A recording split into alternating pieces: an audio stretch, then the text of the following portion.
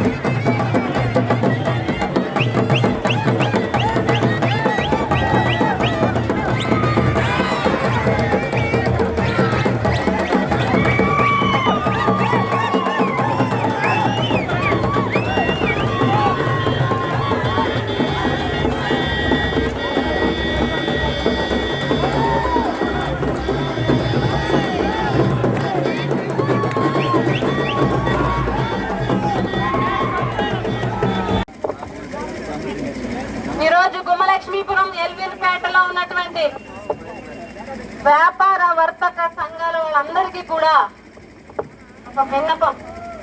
మీకే కష్టం వచ్చినా, ఏ నష్టం వచ్చినా, ఏ ఇబ్బంది వచ్చినా, అందరూ రాకపోయినా కాకితో కబురు పెడితే మీకు అండగా ఉంది, మీ అందరికీ అండగా ఉంది. పుష్ప శ్రీవాణి పరీక్షిత్ రాజు అన్న విషయాన్ని దయించి మీరెవరూ కూడా మర్చిపోవద్దని. ఎవరు ఎన్ని ఇబ్బందులు పెట్టినా, ఎవరు ఎంత బ్లాక్ మెయిల్ చేసినా మీ అందరికీ మేమెప్పుడు కూడా తోడుగా ఉంటాము అని చెప్పి ఈ సభ సాక్షిగా మీ అందరికీ మాటిస్తున్నాను కూడా ఈ సందర్భంగా తెలియజేస్తున్నాం. అదేవిధంగా మీ అందరి ఆశీస్సులు కూడా మాపై